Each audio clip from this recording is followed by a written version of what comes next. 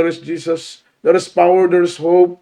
There is healing, salvation, redemption in Thy name. We believe in Thee. We trust in Thee. There is Jesus. Hallelujah. Dalangin po namin sa unang panalangin ng mga pastor. Anoint the words, there is Lord. Put Thy words in my mouth. In the mighty name of Jesus, sama-sama naming sinasaway. Hallelujah. Aming ginagapos ang lahat ng demonyong hadlang, pagalinlangan, cast out, demons of doubt, sin and belief, demons of destruction. In the mighty name of Jesus. Hallelujah. Hallelujah. Praise the Lord. Purihin ang ating mahal na Panginoon at luwalhatiin po ang dakila at mapagpalang pangalan ng ating pinakamamahal na Panginoong si Kristo. At bago pong lahat, minamahal, all the glory, honor, worship, and thanksgiving only belongs to Lord Jesus Christ, our dearest Savior. And I give double honor, respect, and cherish the blessed teachings, golden teachings of our dearly beloved parents in the Lord, beloved Honorable Evangelist Wildy Estrada Almeida, beloved Mama Dear, beloved Lina C. Almeida, Assistant Pastor, and love also and respect to the beloved children, grandchildren, whole blessed Almeida family, sa mga anak, apo at manugang ng ating kagalang-galang na pastor, mga minamahal, ay magandang gabi po, pleasant evening po sa inyo pong lahat. At sa lahat po ng ating mga webcast viewers around the globe, sa buong Luzon, Visayas, sa buong Mindanao, sa buong bansa ng Pilipinas, dito po sa dako ng Zamboanga, Western Mindanao, Zamboanga Peninsula, sa lahat po ng ating mga Muslim brothers, mga minamahal na patuloy pong umaantabay sa gawain ng ating mahal na Panginoon na nakataba ng puso, ilan sa ating mga kababayang Muslim na tumanggap, mga minamahal sa Kristyanismo, tinanggap ang turo, ang aral patungkol sa ating pinakamamahal na Panginoong si Kristo. At natutuwa po ako, mga minamahal, sa isang outreach po natin sa dako ng Malayal, Cebuco. Halos lahat ng ating mga kapatiran doon ay dati-rating mga Muslim at mga hindi po sila naniniwala sa Ebanghelyo ng kaligtasan. Ngunit nang dahil po sa kapangyarihan ng salita ng Diyos, ang kanilang mga puso ay napihit, mga minamahal, at ngayon pangalan ni Jesus ang kanilang isinisigaw sa karamdaman, sa problema, sa gitna ng panganib, pangalan ng ating mahal na Panginoong Jesus ang kanilang binabanggit, mga minamahal, at ang kaligtasan ay karakadakang dumarating. Purihin ang ating pinakamamahal na Panginoong si Kristo, mga minamahal, sa lahat po ng ating mga kapatid sa dako ng Malaysia, sa dako ng Singapore, sa dako ng Taiwan, sa dako ng China, sa Hong Kong, sa mga kapatiran po natin sa Australia, at maging sa dako ng mga minamahal Singapore, sa dako ng Arab Emirates, mga minamahal, at maging sa dako ng Italy, Milan, Italy, Malta, Italy, mga minamahal, at maging sa dako ng Calgary, New Zealand, New Jersey, mga minamahal, at sa dako ng Grand Ferry, ilan sa iba't ibang panig ng bansa, sa iba't ibang panig ng mundo. Hindi man namin kayo mabanggit isa-isa, mga minamahal, ngunit ang aming panalangin ay ang kapayapaan at ang kagalakan mula sa ating mahal na Panginoon ay maghari po, minamahal, sa ating mga puso at sa ating mga kaisipan. At ganoon din naman po, minamahal, ay ating po pinapaabot ang papurit pagluwalhati muli sa ating pinakamamahal na Panginoong si Kristo, at ating pong ihanda ang ating pong mga ballpen, ang ating pong mga papel, ang ating pong mga Biblia, lalo tigit sa lahat, ihanda po natin ang ating sarili sa pakikinig ng banal na salita ng ating pinakamamahal na Panginoon. And let's talk about the topic, the rules of the church. The rules of the church, mga minamahal, ang mga alituntunin sa loob ng iglesia, mga minamahal. Ito po ay ipinahintulot, pinagtibay ng ating mahal na Panginoon, not only in our time but also in the early church, na talagang inimpose ni Apostol Pablo, inimpose ng mga beloved apostles yung mga minamahal alituntunin sa loob ng iglesia. Ang purpose po nito, mga minamahal, para maorganisado ang gawain ng ating mahal na Panginoon, mailagay sa kaayusan ang iglesia ng ating mahal na Panginoon, dahil ang Diyos na ating pinaglilingkuran, He is the God of order. Siya po ay Diyos ng kaayusan, mga minamahal. Kaya pinagtibay ng Panginoon, mga minamahal, even in the early church, yung kanyang mga rules sa iglesia, sa alituntunin sa iglesia. Ang purpose po nito, mga minamahal, upang magkaroon ng kaayusan sa loob ng iglesia. Dahil just imagine kung ating pong pakaisiping mainam sa batas ng trapiko, kung wala pong tinatawag na traffic rules, ay talagang masasabi po natin mga minamahal na magkakabuhol-buhol ang kalsada, ang batas ng trapiko kapag hindi po ito ma-impose. Talagang mga minamahal, ang traffic ay talagang sisikip mga minamahal sa lansangan. At kahit nga po mga minamahal, mayroong mga traffic rules, mayroong pong traffic rules na ipinapataw mga minamahal sa kalsada, nagkakaroon pa rin po mga minamahal na mahigpit na trapiko sa kalsadahan. Lalo't lalo na kung mga minamahal kung wala pong tinatawag na traffic rules, mga minamahal sa kalsada. Ganon po kahalaga, mga minamahal. Kapag walang rules, mga minamahal, nagkakanya-kanya. Kaya't nagkakaroon ng mga minamahal conflict of belief dahil sa kanya-kanyang paniniwala, mga minamahal sa kanya-kanyang mga pananaw, kanya-kanya ang prinsipyo, kanya-kanya mga minamahal ang mga bagay na ating pinaniniwalaan. Kaya just imagine kung walang rules na dapat sundin ng isang tao, mga minamahal, magkakaroon ng matinding kaguluhan, mga minamahal. Kaya even in the church, alam po natin mga minamahal, ang loob ng iglesia ay ginugulo ng kaaway, mga minamahal. Pumapasok ang masamang espiritu, gumagamit siya ng kung sino-sino ang kanilang gagamitin. Kaya't kung walang ipapataw, mga minamahal na rules sa loob ng iglesia, hindi po magiging maayos, mga minamahal, ang gawain ng ating pinakamamahal na Panginoong Kristo. Kaya't ang sabi po rito, yung definition ng word na rules, it means to govern, mga minamahal, to control the will of others. That is word rules. Ang purpose po nito is to control, mga minamahal, the will of others. Dahil minsan may mga tao talagang ayaw sumunod. May mga tao talagang sumusuway, mga minamahal. May mga tao talagang ayaw magpasakop.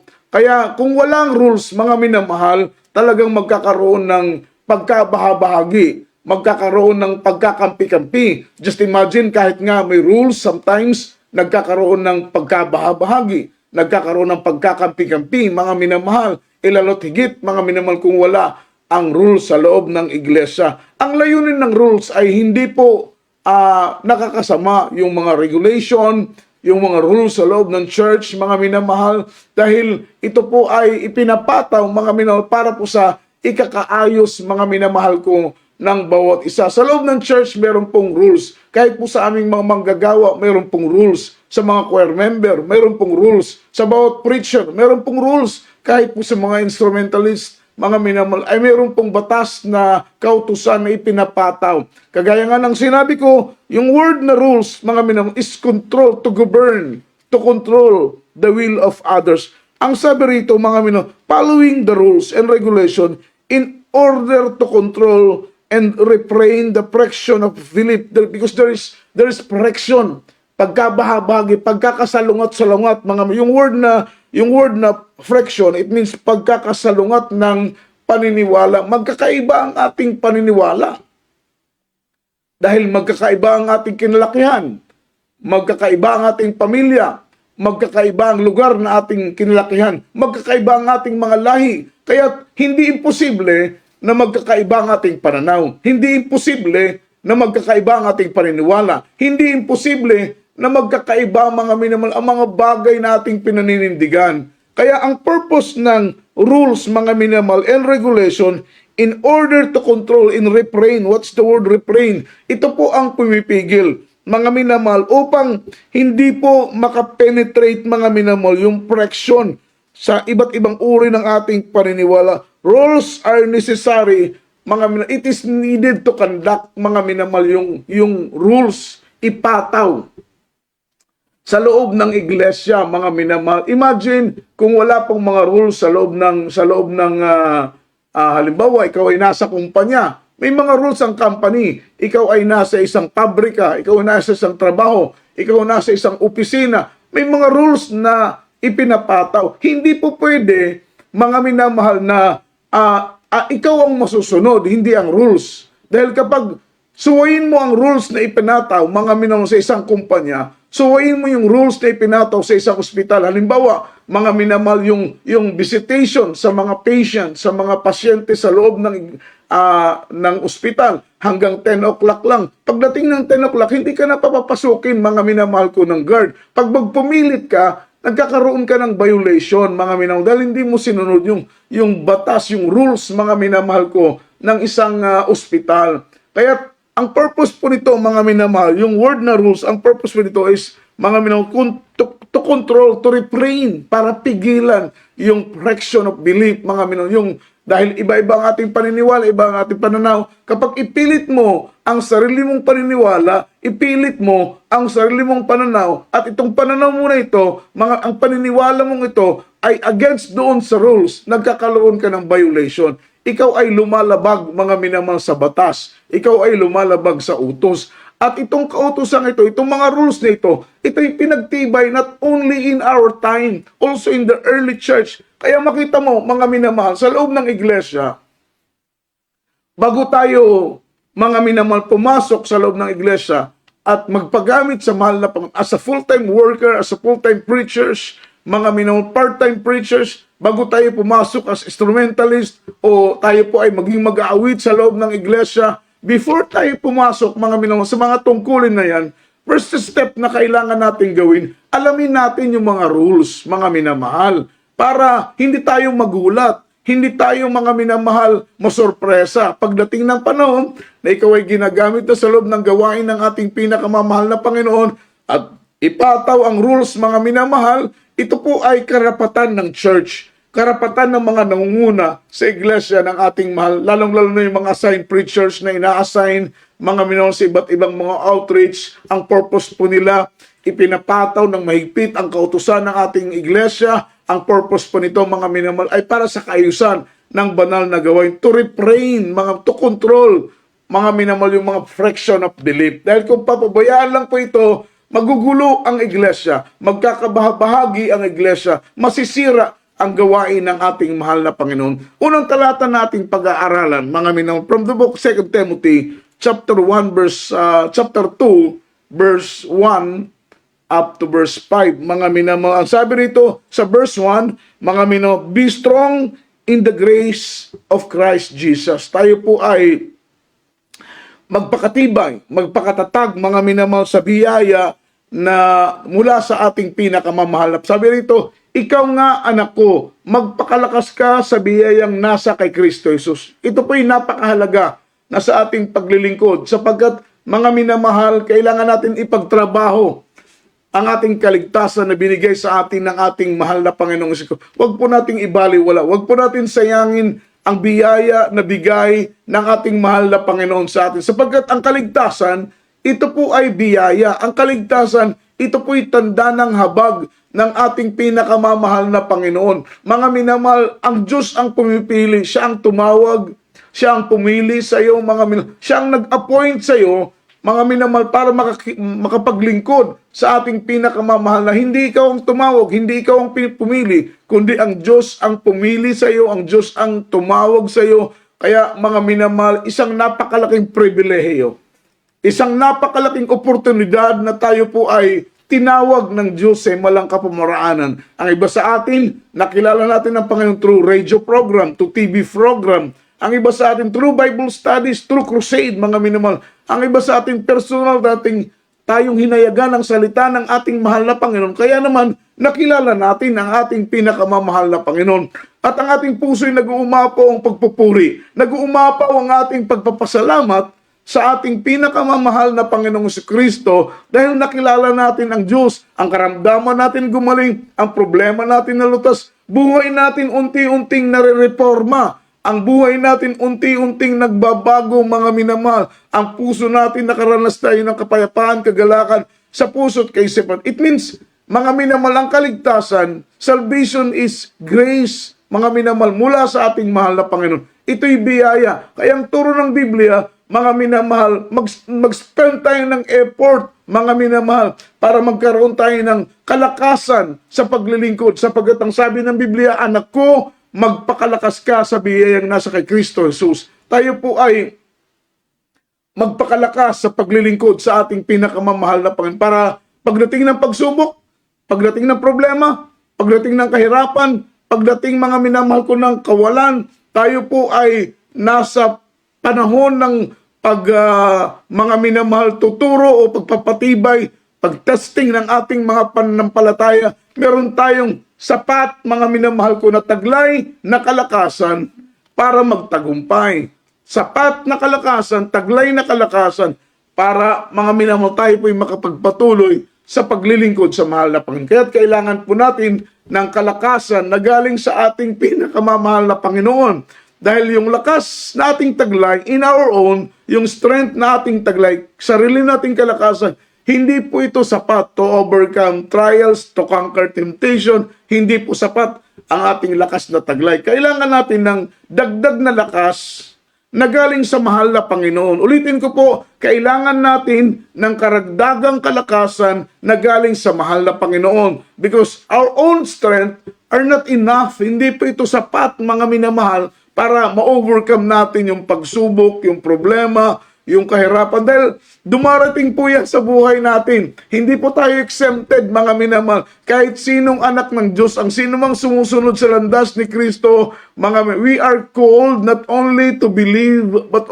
also to suffer for His name's sake. Hindi tayo tinawag para manampalataya lamang. Bagkus makaranas tayo ng iba't ibang mga pagtitiis, iba't ibang dagok sa buhay, iba't ibang kahirapan, mga minamahal, alang-alang kay Kristo. So ibig sabihin, kailangan natin ng dagdag na lakas para magtagumpay tayo. So paano natin ito makakamtan? So kailangan natin gawin yung kalooban ng Panginoon. Dahil the more na gumagawa ka ng kalooban ng mahal na Panginoon, the more na sinusustain ng Panginoon ang iyong panibagong kalakasan. Kapag hindi ka sumusunod sa kalooban ng Diyos, mga minamahal, nanghihina ka, nanlulupaypay ka, nanlulumo ka, nanlalamig ka sa pananampalataya. Pero the more na sumusunod ka sa kalooban ng Panginoon, although na maraming hadlang, maraming mga balakid sa pagsunod mo sa kalooban ng Panginoon, pero nandyan pa rin ang iyong eagerness, ang iyong tapang sa pagsunod sa kalooban ng ating mahal na Panginoon. Sa kabila ng maraming mga balakid, patuloy mo pa rin ginagampanan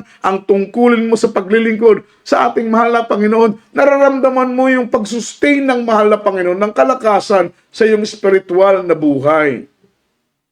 Dahil ang kalakasan nandun sa pagsunod sa kalooban ng Panginoon. Yun po ang pagkain ng ating spiritual. Yun ang pagkain ng ating kaluluwa. Yung pagsunod natin sa kalooban ng Diyos. Kaya the more na hindi ka sumusunod, the more na sinusuway mo ang kalooban ng Panginoon, tinatakbuhan mo ang mga tungkulin, tinatakbuhan mo ang tawag ng ating mahal na Panginoon, nararamdaman mo na nanghihina ka, nanlulumo ka, nanlulupaypay ka. Unti-unti mong nararamdaman na lumalayo ka sa presensya ng ating pinakamamahal na Panginoon. Tingnan mo ang ating pinakamamahal na Panginoong si Kristo. Sa po'y tinatanong ng mga apostoles, nagdala ang mga apostoles ng pagkain sa harapan ng mahal na Panginoon. Ang sabi ng Panginoon, ako'y busog, ako'y kumain na. Sabi niya, Panginoon, kailan ka namin nakitang kumain? Sabi ng ating mahal na Panginoong si Kristo, sa tuwing ako'y gumagawa sa kalooban ng aking Ama, ako'y nabubusog. So ang kabusugan ng ating kaluluwa ay ang pagganap natin sa kalooban ng ating mahal na Panginoong si Kristo. Nandun yung revival, nandun yung panibagong kalakasan. Every time na ginagampanan mo ang tungkulin na inatang ng Panginoon sa iyong balikat, every time na ginagampanan mo, mga minamahal ko, ang ipinapagawa sa iyo ng Diyos, ginagawa mo ang kalooban ng Panginoon, maramdaman mo yung pagsustain ng Panginoon ng kalakasan sa iyo. Ang pangalawa, mga minamahal, capacity to teach others.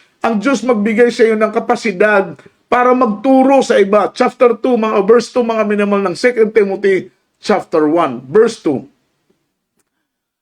At ang mga bagay na iyong narinig sa akin, sa gitna ng maraming saksi, siya mo ring pagkatiwala sa mga taong tapat na makapagturo naman sa mga iba, mga minamahal. Yun ang sabi ng Biblia.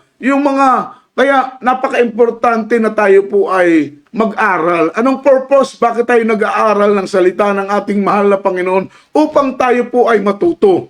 Dahil paano ka matututo kung hindi ka mag-aaral?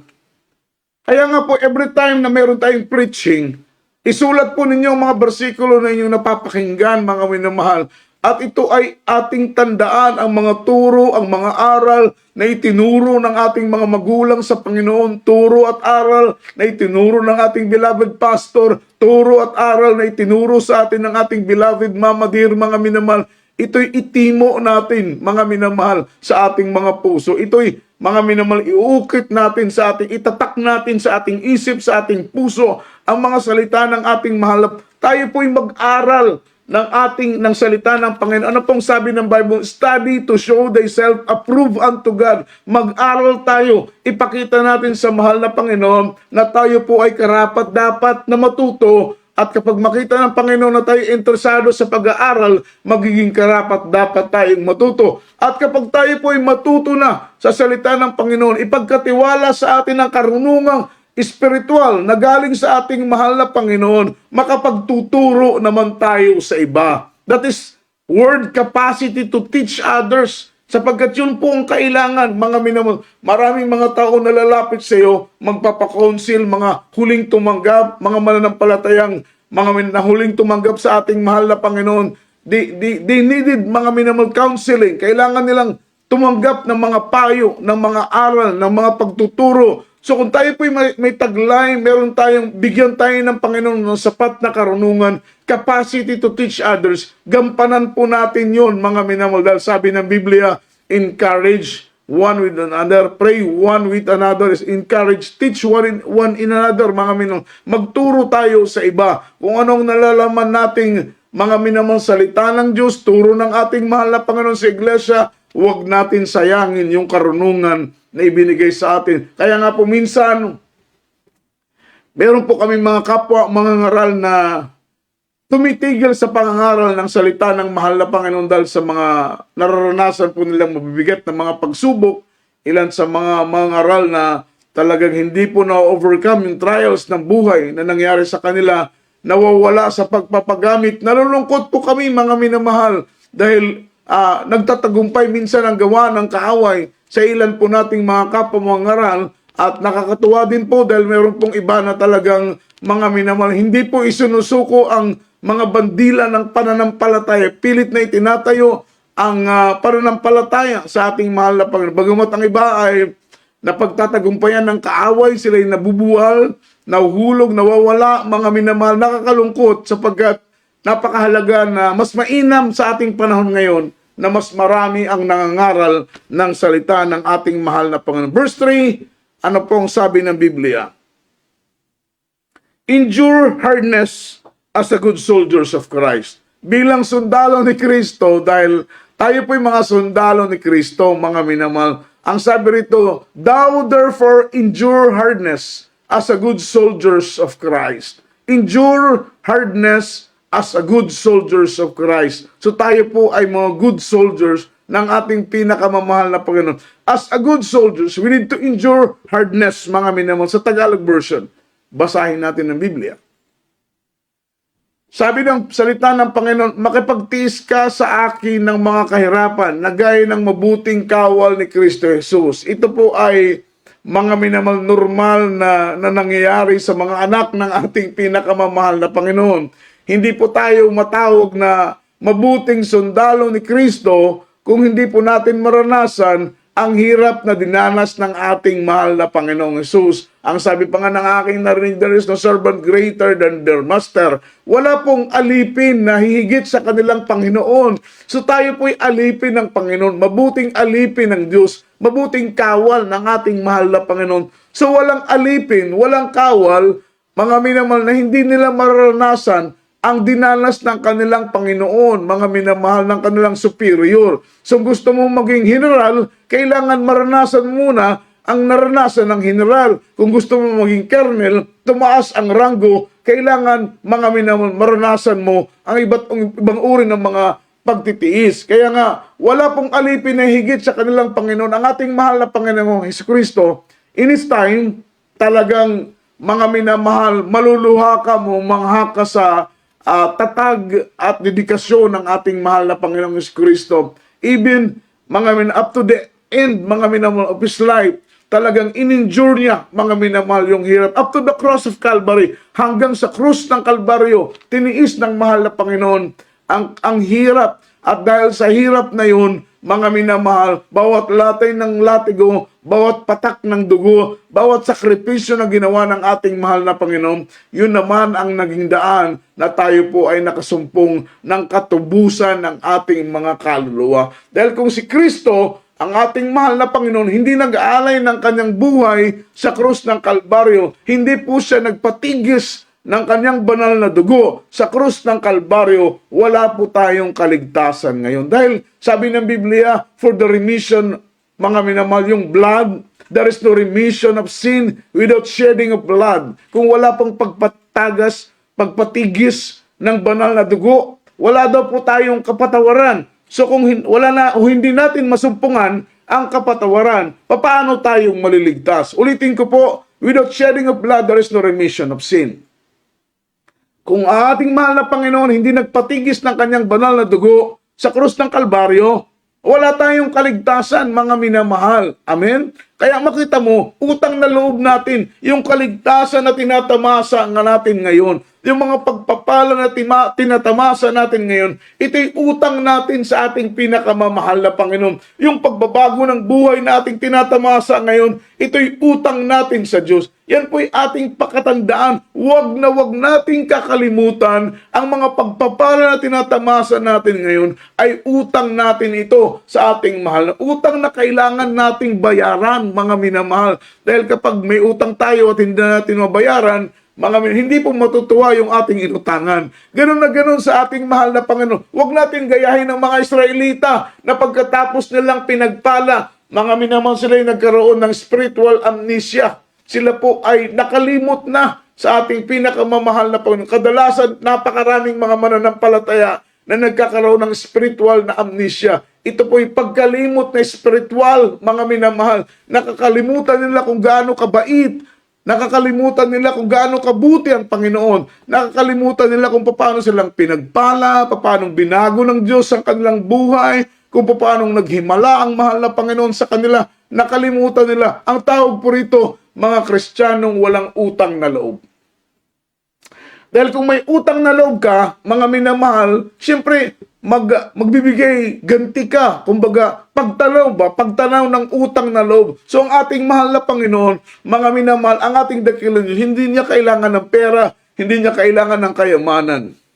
Kaya gaya ng sinabi ng Biblia, hindi ko kailangan ng inyong mga handog. Ang kailangan ko'y ang inyong pagpupuri at ang inyong pagpapasalamat sa akin. Kaya ang sabi ng banal na Biblia, mga minamahal, tayo po'y nagtitiis. Ipinapamalas, ipinapakita natin sa ating mahal na Panginoon yung ating pagtanaw ng utang na loob na kahit pagsubok ating tinitiis, kahit kahirapan ating tinitiis, gusto nating ipakita sapagkat sabi ng Biblia, mga minamahal, na if any man, mga minamahal, sino mang tao na nais sumunod sa akin, let him deny himself and take up his cross daily. Kalimutan natin ang ating sarili, pasanin natin yung cross. Ito po yung pagtitiis natin araw-araw. Hindi po ito pang isang buwan lang, hindi po ito pang isang taon lang, hanggang na tayo'y kunin ng mahal na Panginoon, hanggang sa araw ng pagdating ng ating pinakamamahal na. Upang tayo po'y maging mabuting alipin, maging mabuting kawal ng ating pinakamamahal na Panginoon, kailangan suungin natin ang anumang kahirapan sa buhay. Suungin natin ang anumang hamon sa buhay. Ipakita natin sa ating mahal na Panginoon ang ating pagpupuri, ang ating pagpapasalamat bilang pagtanaw natin ng utang na loob sa ating pinakamamahal na Panginoon. Verse 4, ano pong sabi ng Bible? Verse 4, 2 Timothy chapter 2, verse 4. No man that wearieth entangled himself with the affairs of his life, that he may please him who hath chosen him to be a soldier, mga minamahal. Experience for the hard training, mga minamahal. Napaka-importante po nito sapagkat tayo po ay tinitraining ng ating mahal na Panginoon as a good soldiers, mga minamahal, mabuting sundalo. So tayo po ay dadaan, mga minamahal ko, sa pagtitraining. Sino mang kawal na nasa pagkakawal ay hindi nahalubilo sa mga bagay ng buhay na ito. Upang siya'y kalugdan na iyong nagtala sa pagkakawal, mga minamahal. So, ang buhay natin bilang kawal, mga minamahal, tayo po ay dumaraan sa pagtuturo, pagtutuwid, paalala, pagsaway, mahirap na mga pagsubok ang ating nararanasan, kagaya nga ng sinabi ng aking kakilala na dating sundalo, mga minamahal, yung pag-training as a soldier, mga minamahal, it is between life and death, mga minamahal. Talagang para kang lulu, mga minamahal, tutulay sa alamre, mga minamahal, ng kamatayan. Ganun kahirap ang training before maging, mga minamahal, kumbaga yung credential, maging certified ka na good soldier, mga minamahal, ay dadanas ka ng may hirap na training na parang tutulay, lalatay ka na sa alambre. Ganun kahirap ang training ng isang sundalo. So tayo po ay good soldier ng ating pinakamamahal na Panginoon. So huwag kang magulat, huwag tayong mamangha, huwag tayong, mga minamahal ko, matakot kung bilang mabuting sundalo ng ating mahal na Panginoon. Hard training po, mga minamahal ko, yung ating pinagdadaanan. We experience hard training sa paglilingkod sa ating mahal na Panginoon. Dahil ang layunin ng ating mahal na Panginoon upang tayo po, mga minamahal ko, ay maging certified na good soldier ng ating pinakamamahal na Panginoong Jesucristo. Kaya meron pong mga rules sa iglesia na ipinapataw ng ating kagalang-galang na pastor, rules sa iglesia na ipinapataw ng mga beloved children, rules sa iglesia na pinapataw ng ating mga ordained preachers sa mga outreach, rules and regulation ng iglesia na pinapataw ng ating pong mga assigned preachers sa iba't ibang mga minamahal outreach. Ang layunin po nito is to refrain, mga minamahal, at to control the fraction of belief, para po madisiplina ang lahat at ang gawain ng Panginoon. Kapag ang lahat ng miyembro, ang lahat ng manggagawa, ang lahat ng mga ngaral, ang lahat ng mga mag-aawit, at lahat ng mga manunugtog sa iglesia ng ating mahal na Panginoon ay taos-pusong magpasakop sa rules, sa regulation ng church, ang iglesia ay magiging maayos, ang iglesia ay magiging payapa, ang iglesia ay magiging organisado. Pero kapag against ang marami sa rules na ipinapataw ng iglesia, against ang isang choir member sa ipinapataw ng iglesia, against ang isang mag-aawit, magngangaral, o anumang katungkulan sa iglesia, ikaw ay tumataliwas, ikaw ay hindi sumasang-ayon sa ipinapataw na rules ng iglesia, magkakaroon ng friction, magkakaroon ng kaguluhan sa loob ng iglesia, mga minamahal, magkakaroon ng pagkabahagi, pagkakawatak-watak ang loob ng iglesia dahil hindi tayo nagpapasakop sa rules na ipinapataw. Kasama po yan sa ating training dito sa lupa. Dahil habang tayo po ay nandito sa lupa, mga minamahal, ito po ay training natin kung tayo ba ay karapat pagsukat ng ating mahal na Panginoon, kung tayo ba ay karapat dapat makapasok sa area ng langit, mga minamahal. Yung mga rules na ipinapataw ng church, ng iglesia sa ating gawain ng ating pinakamamahal na Panginoon, ito po, mga minamahal ko, ay ilinuhod at ipinanalangin ng ating minamahal at ginagalang na pastor para sa kaayos ng buong gawain ng ating pinakamamahal na Panginoong Jesucristo. Kaya we experience a hard training. We experience, mga minamahal, yung mga hardship sa buhay.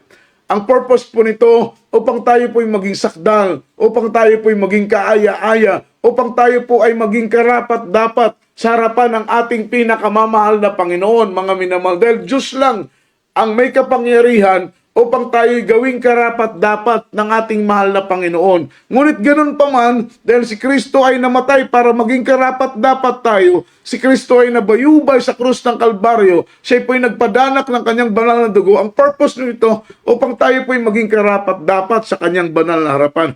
Pero kahit tayo po ay karapat-dapat na, kailangan pa rin nating magpakumbaba. Kailangan pa rin nating, mga minamahal, ibaba ang ating mga sarili na, Panginoon, kami hindi karapat-dapat. Just like 24 elders, mga minamahal, in Book of Revelation, binigyan sila ng kanya-kanyang putong, mga minamahal, sa kanilang ulo, corona sa kanilang ulo. Alam po ninyo ano ang kanilang ginawa, mga minamahal, to express their humility, mga minamahal, kumbaga, expressions of humility. Ang ginawa nila ay hinubad nila, mga minamahal ko, yung kanilang corona, yung kanilang crown, at ito'y ilinagay nila sa harapan ng ating mahal na Panginoon. Ang sabi no, Lord, you alone are worthy. You alone are worthy. Ikaw lamang, O Diyos, ang karapat-dapat. So makita mo na kahit ikaw ay minararapat-dapat ng ating mahal na Panginoon, ginagawang karapat-dapat ng ating pinakamamahal na Panginoon, kailangan mo pa rin ibaba ang iyong sarili na mahal na Panginoon, ni pagbanggit ng iyong pangalan, ay hindi kami karapat-dapat. Dahil the more, mga minamahal, na ibinababa mo ang iyong sarili, na hindi ka karapat-dapat, nag-glorify ang pangalan ng ating pinakamamahal na Panginoon. Tingnan mo ang ating kagalang-galang na pastor. Mga minamahal, palaging sinasabi ng ating mahal na pastor, wala pa akong nagawa. Wala pa akong nagawa. Paulit-ulit po yan narinig namin in pulpit. May mga pagkakataon na nangaral ang ating mahal na pastor, Beloved Mama Dear, although na napakarami na kung kukwentahin mo, kung bibilangin mo, kung isusulat mo ang dami ng kanilang nagawa, para ang iglesia, ang gawain ng mahal na Panginoon ay pagpalain, napakarami ng kanilang ginawa. Pero maririnig mo sa kanila, namumutawi sa kanilang mga labi, na Panginoon, wala pa kaming nagawa. That is the expression of humility. Kaya every time na sinasabi natin na hindi tayo karapat-dapat, that is the expression of humility. Ini-express mo sa iyong puso na, Lord, we are not worthy. Hindi kami karapat-dapat, mahal na Panginoon. Ikaw lamang ang Diyos. Mga minamahal na Panginoon, ang karapat-dapat. Even though na minarapat ka ng Diyos, even though na ang Diyos mismo ang kumikilos para maging karapat-dapat ka, na maging tagapagmana ng buhay na walang hanggang, maging karapat-dapat ka, mga minamahal, na makapasok sa kaharian ng langit. Pero, mga minamahal, huwag mong sabihin na karapat-dapat ka. That is pride. Sabihin mo, Panginoon, hindi kami karapat-dapat. Bagamat kami ay iyong minararapat-dapat, bagamat kami ginagawa mong karapat-dapat, pero Panginoon, hindi kami karapat-dapat. Dahil the more na ibinababa mo ang sarili mo, mga minamahal, sabi ng Biblia, the more na naluluwalhati ang pangalan ng ating mahal na Panginoon. Upang tayo po'y magmabuting kawal na kinalulugdan na yung nagtala sa atin sa pagkakawal. Sino ang nagtala? Sino ang nag-assign? Sino ang pumili sa atin upang maging kawal ni Kristo, ang ating pinakamamahal na Panginoon?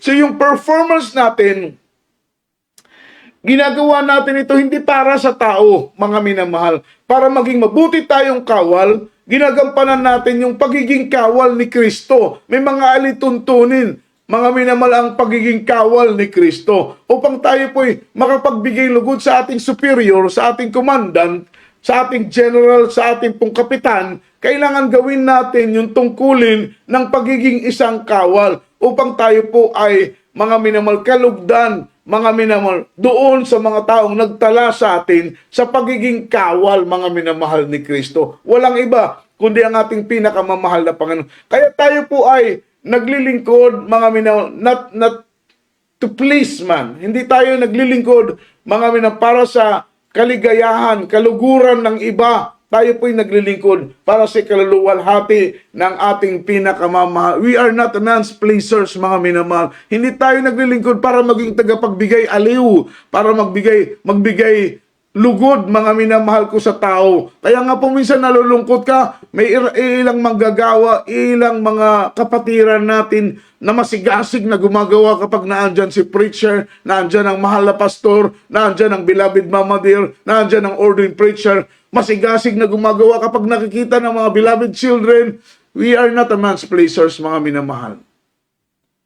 Hindi tayo tinawag ng Panginoon para magbigay aliw sa tao, para magbigay lugod sa tao. Tayo po ay naglilingkod para magbigay lugod at luwalhati sa ating pinakamamahal na Panginoon. Kaya gagawa tayo, makita man tayo o hindi ng tao, gagawa tayo dahil gumagawa tayo sa ating pinakamamahal na Panginoong si Kristo. Hindi tayo gumagawa para paluguran ng iba. Hindi tayo gumagawa para aliwin ang iba. Gumagawa tayo para sa ikaluluwalhati ng ating pinakamamahal na Panginoong si Kristo. Last verse po, mga minamahal, verse 5.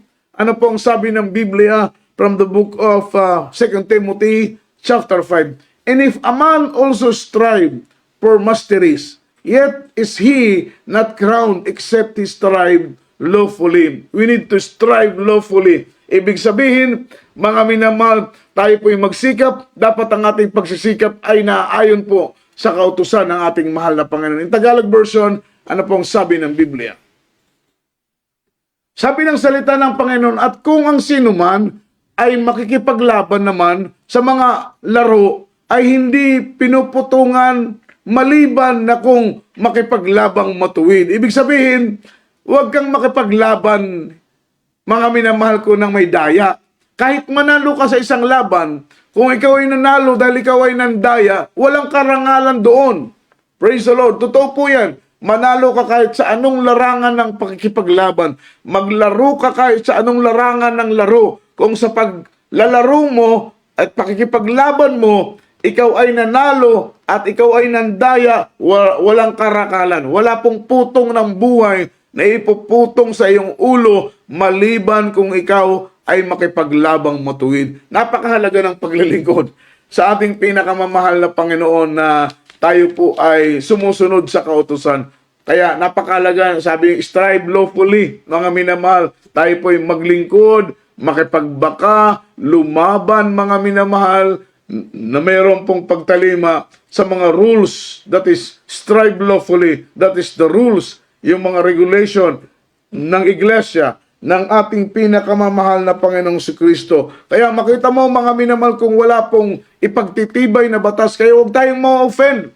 Huwag tayong ma-offend. As a choir member, ano man ang tungkulin natin sa iglesia, merong pinapataw na rules ang iglesia, sumunod po tayo dahil ang layunin ng batas, ang layunin ng kautusan, mga rules and regulation na ipinapataw ng mga manggagawa, ng mga elder ng church, ipinapataw ng mga nangunguna sa iglesia, huwag po nating ipagdamdam yan. Subukan po nating sumunod. Anumang batas na kanilang pinagtitibay, anumang rules na kanilang mga minamahal ina-announce, itinuturo sa atin, subukan nating taus-pusong sundin, mga minamahal, dahil yan po ay makakabuti para sa atin. Tingnan mo po, mga minamahal, meron pong ilang mga manggagawa, ilang mga mag-aawit katuwang sa iglesia, kinukontra yung rules, mga minamahal. Sila against sa rules. Pinagpapala ba sila? Napapabuti ba sila? Hindi. Pero yung taimtim, yung taus-pusong sumusunod lang, yung taus-pusong nagpapasakop lang sa bawat rules and regulation na ipinapataw ng iglesia, anong nangyayari sa kanila? Pinagpapala sila dahil nakikita ng mahal na Panginoon ang puso nila na handa silang sumunod, handa silang magpasakop sa anong batas na ipinapataw ng iglesia. Dahil lahat ng batas na ipinapataw ng iglesia, anumang rules and regulation na ipinapataw, ini-impose ng iglesia sa loob ng church, yan po'y para sa ating ikabubuti, para maiwasan po, mga minamahal ko, ang kaguluhan. Dahil yung mga inatasan ng mahal na Panginoon, they are anointed by God, at sila po ay inordinahan ng ating kagalang-galang na pastor ng mga beloved children, mga minamahal, para pangalagaan ng buong iglesia sa unang panalangin ng ating mahal na pastor. Meron po silang karapatan, mga minamahal ko, na mag-impose ng anumang rules, anumang regulation sa loob ng iglesia. At kung tayo po itatalima, tayo po magiging mabuting sundalo ng ating pinakamamahal na Panginoong Kristo. At sa oras na ito, mga minamahal, tayo po lumapit sa ating pinakamamahal na Panginoon. As a choir member, as a full-time worker, full-time preachers, ano man ang ating ginagampanan sa loob ng iglesia, mga minamahal, kapag tayo po ay tumalima, sumunod, magpasakop, magpakumbaba sa bawat kautusan ay pinapataw ng iglesia, pagpapalain tayo ng mahal na Panginoon dahil nakikita ng ating dakilang Diyos na tayo po ay masunurin, nakikita ng ating mahal na Panginoon, tayo po ay marunong magpasakop. Sa oras nito, mga minamahal, tayo po ay manalangin sa ating mahal na Panginoon. Napakahalaga, kaya nga po nagkakaroon ng rebelde sa ating bansa, nagkakaroon ng mga friction, mga minamahal, sa ating pong lipunan, nagkakabahabahagi, nagkakagulo, nagkakawatak-watak, meron pong mga minamahal kumukontra sa pamahalaan ng gobyerno, magulo ang bansa ng Pilipinas, walang kaayusan, mga minamahal, nagkakanya-kanya dahil hindi marunong magpasakop. Kaya makita mo sa ating bansa, mga minamahal, sa ating gobyerno, magulo dahil hindi marunong magpasakop, mga minamahal, sa mga rules at mga batas na pinapataw ng gobyerno. Kaya ating pong pagsumikapan as a fellow Christian, as a fellow believers ng church, mga minamahal, tayo po'y magpasakop sa mga batas, sa mga rules at mga regulation na ini-impose ng church, mga minamahal, sa loob ng gawain ng ating mahal na Panginoon. Sa mga oras nito, tayo po'y manalangin sa ating dakilang Diyos. Tagapin po ninyo ang ating mahal na Panginoon. Sumunod po kayo sa aking panalangin. Sabihin po ninyo, mahal na Panginoong Hesus, ako po ay narito sa iyong banal na harapan, dumudulog, lumalapit. Ako iyong kahabagan, mahal na Panginoong Hesus. tinatanggap kita bilang Diyos, Hari ng aking buhay.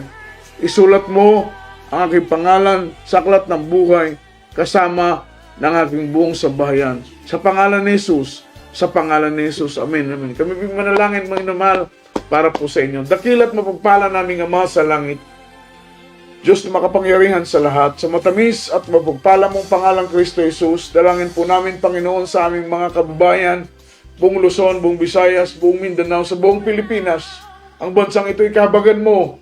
Bigyan mo po sila ng pagkakataon, makilala ka, mapaglingkuran ka, mahal na Panginoon, upang sila'y makasumpong ng kaligtasan nagmula sa iyo. Kasangkapanin mo po ang aming live streaming. Kasangkapanin mo po ang aming miracle hour. Kasangkapanin mo po, mahal na Panginoong, buong iglesia, o Diyos, sa mga krusada, mga gustali namin ginaganap para sa kaligtasan pa ng napakaraming kaluluwa. Sa pangalan ni Jesus, amen, amen. Meron tayong 4 na reglamento ng kaligtasan. Unang-una, ang pananampalataya. Napakahalaga na tayo po'y makinig ng salita ng ating mahal na Panginoon upang tayo po'y magkaroon ng pananampalataya. Ang pangatlo ay, ang pangalawa ay ang pagsisisi. Ang pangatlo ay ang bautismo sa tubig sa pangalan ni Jesus. Ang pang-apat ay bautismo sa magitan ng banal na Espiritu Santo. Kaya patuloy na dumalo, mga minamahal, tanggapin ang bautismo sa tubig sa pangalan ng ating mahal na Panginoong Jesus, at doon po natin masumpungan ang kapatawaran ng ating mga kasalanan, sapagkat ang bautismo sa tubig sa pangalan ng ating mahal na Panginoon para po sa ikapagpapatawad ng ating mga kasalanan. At ang sunod nito, mga minamahal ko, ay bautismo sa magitan ng banal na Espiritu Santo. Kapag makita ng ating mahal na Panginoon, mga minamahal, na mabuti ang iyong hangarin, tapat, mainit kang naglilingkod, ipagkakaloob sa iyo ng mahal na Panginoon ang bautismo sa Espiritu Santo na iyong tataglayin. Purihin po ang ating mahal na Panginoon, at tayo po'y dumako sa ating mga pananalangin para po sa ating mga pangangailangan. Ano po ang ating mga prayer request, ano po ang ating mga spoken request, ilapit po natin ito sa ating mahal na Panginoon. Ang Diyos ay tutugon sa ating mga panalangin. Tayo po'y manalangin sa oras nito. Hallelujah! Praise the Lord! Dakilat mapagpala naming Ama sa langit, Diyos na makapangyarihan sa lahat, sa matamis at mapagpala mong pangalan Kristo Jesus. Sa mga oras na ito, mahal na Panginoon, kami po narito sa aming mga pangangailangan. Hindi pa po binubukan ng aming mga labi, ay alam mo na ang aming mga pangangailangan. Tugunin mo ito ayon sa iyong kalooban sa aming pangangailangan material, financial, spiritual. Mahal na Panginoon, ikaw mag-provide ng lahat ng ito. At higit sa lahat, panalangin po namin na kami iyong panghawakan. Patatagin mo ang aming pananampalataya sa gitna ng pagsubok, mga problema at kahirapan. Manatili kaming nakatayong matatag, naghihintay hanggang sa araw ng iyong pagbabalik. Sa pangalan ni Jesus, bless us, O Lord, in Jesus' name. Amen, amen, and amen. Purihin ka, ating mahal na Panginoon. Tayo dumako, mga minamahal, sa pananalangin para po sa ating mass healing. Mga minamahal, kayo po yung mga karamdaman, may mga sakit, mga minamahal, ipatong po ninyo ang inyong kabilang kamay sa parte ng inyong katawan na may karamdaman. Halimbawa, kayo po may sakit sa puso, ilagay po ninyo ang inyong kabilang kamay sa inyong puso, ang kabilang kamay sa inyong ulo, mga minamahal. Kayo po ay ang kahinaan po ninyo ay pagmumura, ilagay po ninyo, mga minamahal ko, inyong kabilang kamay sa inyong bibig at sa kabilang kamay sa inyong ulo. Sawayin po ninyo demonyong pagmumura, demonyong pagsisigarilyo, pag-iinom, sa pangalan ni Jesus, lumayas ka. Tayo po'y sama-samang manalangin sa oras na ito. Tayo po'y mag-pray. Dakilat mapagpala po naming Ama sa langit, Diyos na makapangyarihan sa lahat. Sa oras na ito, mahal na Panginoon, kahabagan mo kami. So, yun po kami umasat, nagtitiwala. So, nang panalangin ng aming kagalang-galang na pastor, iunat mo po ang iyong pagpalang kamay, ipatong sa aming ulo. Anumang karamdaman, gumaling, problema, malutas, cast out right now, and bind the power of darkness in the mighty name of Jesus. Sickness be healed, problem be solved, infirmities be gone, cast out. Dahil sa leukemia, cancer, TB, diabetes, sa pangalan ni Jesus, gumaling ka. Sa pangalan, cast out, in the mighty name of Jesus. Hallelujah! Praise the Lord. Purihin at luwalhatiin ang ating pinakamamahal na Panginoong si Kristo. Mga minamahal, salamat sa ating dakilang Diyos na tayo muli nakapagpangaral ng salita ng ating mahal na Panginoon at ibang turo, ibang aral ang ating maunawaan, kahalagahan ng ating pagsunod sa mga kautusan sa loob ng iglesia at sa ating pong pansamantalang paghiwalay. Ang Diyos pong magpala sa atin para po sa ating regular na gawain, sa ating miracle hour. Huwag po natin kakalimutan Ito po ay gabi-gabi po nating isinasagawa, mga minaman, mula Lunes ng gabi hanggang Linggo ng gabi, maliban sa gabi ng Miyerkules. Wala po tayong miracle hour kapag gabi ng Miyerkules. Gawa nga po, minamahal ko ng conflict of schedule dahil may gawain po tayo ng Wednesday. Kaya minabuti po namin na wala po munang gawain ng miracle hour every Wednesday night. Pero ito po ay gabi-gabi maliban sa gabi ng Miyerkules. Alas 7 ng gabi tayo po ay nagsisimula hanggang alas 8 po ng gabi. Patuloy po tayong mga minamang sumuybay at manood o mantabay sa banal na programa ng ating mahal na Panginoon dito po sa dako ng Zamboanga Outreach. Ito po ay Jesus Miracle Hour under the banner of Jesus Miracle Crusade International Ministry. Sa oras na ito, mga minamang, sa ating pagtatakip ng ating programa, tayo po muna sama-samang manalangin at pagpalain tayo ng ating buhay ng Diyos. Let us pray. Hallelujah! Praise the Lord. Dakila't mapagpala po naming Ama sa langit, Diyos na makapangyarihan sa lahat, sa matamis at mapagpala mong pangalan, Kristo Jesus. Kami nagpupurit, nagluluwalhati sa dakilang tagumpay na pinagkaloob mo sa amin. Naidaos po namin na maayos ang iyong banal na programa sa gabing ito, aming Miracle Hour. Salamat sa iyong pagkilos ng mainam sa aming pong mga minamahal na mga kapatiran. Pagpalain mo na patuloy pong sumusubaybay sa iyong banal na gawain. Ano po ang kanilang mga prayer request, spoken request na kanilang sinend sa ating pong comment section, mahal na Panginoon. Ikaw ang magbigay tugon sa kanilang mga panalangin. Karamdaman nila pagalingin mo. Ano mo ang kanilang mga prayer request, ipagkaloob mo. Leading prayer for beloved Honorable Pastor. At sa aming pansamantalang paghiwa-hiwalay, hallelujah, kung paano kami iningatan mo sa buong maghapon, ganun din po sa aming pagtulog. Patulugin mo kami ng mahimbing, ilayo sa masamang panaginip. Bukas ng umaga, gisingin mo kami na taglayang kalakasan na nagmumula sa iyo. So, unang panalangin ng aming kagalang-galang na pastor sa matamis at mapagpala mong pangalang Kristo Jesus. Bless us, O Lord, in Jesus' name. Amen, amen, and amen. Hallelujah. Praise the Lord. Purihin ang ating mahal na Panginoon, po ang dakila at mapagpalang pangalan ng ating dakilang Diyos. Mula po dito sa ating studio, minamahal, at sa ating technical site, we love you, the Brother Joas Dave F. Abad. At ito po ang iyong abang lingkod, beloved preacher, Brother Jojo F. Abad. All the glory, honor, worship, and thanksgiving only belongs to our Lord Jesus Christ. God bless us all. Amen, amen, and amen. Hallelujah. Praise the Lord.